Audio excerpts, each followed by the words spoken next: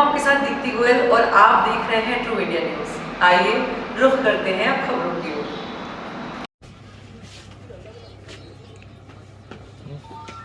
True India के लिए मैं आनंद कर आज हम उस हस्ती से आपको मिलाने जा रहे हैं जो एसएससी में पूरे भारत में पहले स्थान पर आए, जोधपुर से संबंध रखते हैं और ऐसी शख्सियत हिंदुस्तान में जोधपुर का नाम करती है तो बड़ी खुशी होती है। मोहित चौधरी हमारे साथ हैं।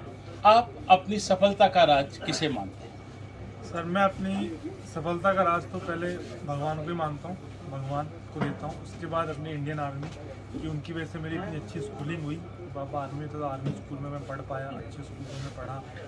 उसके बाद मेरे माता पिता के अच्छे कर्म थे, दोस्तों का साथ, और ऐसे भी थे जिन्होंने ताने मारे, उनका भी साथ रहता है। जो एक इंसान की तरह काम करता है उनको भी जवाब देना है।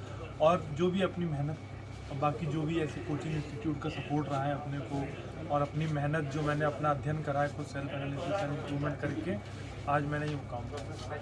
हम ये भी जानना चाहेंगे कि जब आपके पिताजी फौज में हैं तो बहुत से ऐसे साथी मिले होंगे जो आपको यहाँ आगे आने नहीं देना चाहते होंगे, उनके लिए क्या करें? ऐसे तो नहीं सर, ऐसे बहुत से लोग कहते थे कि पहले छोटी मोटी नौकरी कर लो, या ऐसे भी कहते थे कि पहले 10-12वीं पास होते हैं कि तुम फौज में भर्ती हो जाओ, तुम यहीं तक जा सकते हो, इसके आगे क्या ही करोगे, आगे इतना कंपटीशन है, तुम्हारे नंबर इतने के 80% हैं, जिनके 95% आए हैं वो भी घर पे बैठे हैं, उनका नहीं हो रहा है। पर एक मन में था कि नहीं, पापा फौज से भर्ती हुए तो कम से कम अपना इतना फ़र्ज़ तो बनता है कि हम इसके ऊपर जाएँ। पापा फौज में भर्ती हो गए थे, सिपाही में मैं भी हो जाऊंगा तो परिवार का स्तर कैसे बढ़ेगा, तो ये एक मन में कहीं ना कहीं था। तो वही धीरे धीरे करते करते प्रोत्साहन रहा। और बस यही तो हम चाहते थे कि आप वो बात जो आपके मन में है वो जनता तक पहुंचाए। और जब सफलता प्राप्त करनी हो तो बहुत मेहनत करनी पड़ती है, कई त्याग करने पड़ते हैं, और इस त्याग में आपने जो सबसे बड़ा त्याग किया वो क्या था? सबसे बड़ा त्याग तो यही था कि फ़ोन का त्याग करा, सोशल मीडिया का, और कुछ जैसे 9 से 10 महीने तक गांव का त्याग करा।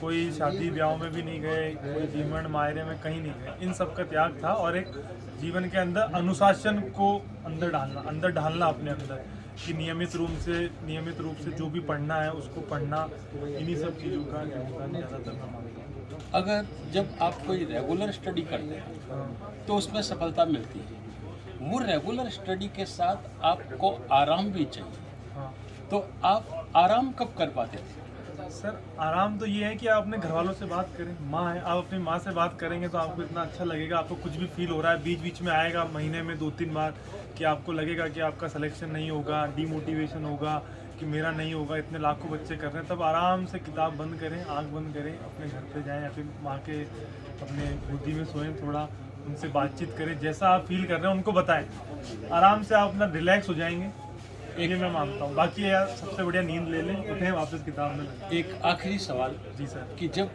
आप पहली बार सफल नहीं हुए हाँ तो आपको हताश हो जाना चाहिए था। हाँ। कि जब 3 लाख में भी नहीं आ पाए हाँ। तो अब आप 400 में कैसे आएंगे? तो इसके लिए वो बच्चा जो ये सोचता है कि मैं आगे आ ही नहीं सकता, उसको आगे लाने के लिए आप क्या करें?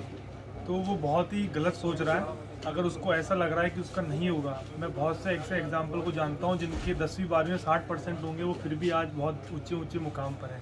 तो ये आपके अंदर की दृढ़ता है, जो आपके अंदर एक आग होनी चाहिए, इसको कहते हैं आग, कि आपको करना है तो मतलब करना ही है, फिर चाहे कितना भी समय लगे। भले ही आपके 60%, आपको 1 साल नहीं 2 साल लगेगा, 2 नहीं 3 लगेगा, पर आप लास्ट तक डटे रहिए, मेरा ये मानना है, तो आपका सिलेक्शन जरूर होगा। अब एक सवाल और याद आ जी गया सर, हाँ सर। कि जब आपने उत्कर्ष को हाँ इसका श्रेय दिया है हाँ जनरल नॉलेज की दृष्टि से, हाँ। तो दूसरे इंस्टीट्यूट में भी जो हाँ। आपने पाया है उनके बारे में भी अगर जनता तक ये बात पहुंचे। तो दूसरे इंस्टीट्यूट का जैसे अभी बताया था कि मैंने गणित गगन प्रताप सर से करी थी, वो गणित के बहुत ही अच्छे टीचर हैं, तो गणित के लिए मैंने 1900 रेफ़र किया था। बाकी रीजनिंग और ये जो इंग्लिश हो गया, इसके लिए यूट्यूब पे पहले से कंटेंट है। इंग्लिश के लिए मैंने वॉल्यूम 1 किताब आती है, एक दूसरी कोचिंग की किताब आती है, उस किताब से मैंने पूरी पढ़ी थी, उसके जो भी ग्रामर के रूल्स हैं उससे मैं पढ़ा था। और बाकी जो भी ऐसे टेस्ट देने होते हैं, तो टेस्ट तो बंदा सोचता है कि मैं 3-4 कोचिंगों के दूँ, क्योंकि एक कोचिंग में देते थे आपका दिमाग उस तरह चलेगा कि अगला सवाल यही आने वाला है। तो इसलिए जो भी टेस्ट मॉक टेस्ट दिए वो मैंने अलग अलग प्लेटफॉर्म के दिए थे, उसमें कोई दो राय नहीं है। और स्टूडेंट होता है, जो एस्पिरेंट होता है, वो हर जगह हाथ पैर मारता है, उसको जहाँ से बेस्ट मिलेगा, जहाँ सिलेक्शन मिलेगा वो वहाँ जाएगा। बहुत बहुत धन्यवाद आपका। गुरु के बिना ज्ञान संभव नहीं, और आज की सबसे महत्वपूर्ण आवश्यकता होती है सामान्य ज्ञान की, जो सबसे विशेष होता है।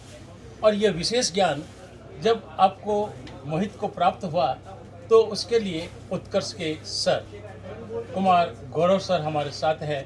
आप क्या कहना चाहेंगे इनकी सफलता के लिए? सबसे पहले तो मोहित को बहुत बहुत शुभकामनाएं कि उसने ऑल इंडिया फर्स्ट रैंक, अपने आप में एक बहुत बड़ा अचीवमेंट है कि ऑल इंडिया फर्स्ट रैंक लेकर आना। और सिलेबस चेंज हुआ था तो उसके हिसाब से जीके जो है उसकी थोड़ी महत्वता बढ़ चुकी है, तो उस पर इसने काम किया है और फर्स्ट रैंक जो है हासिल की है।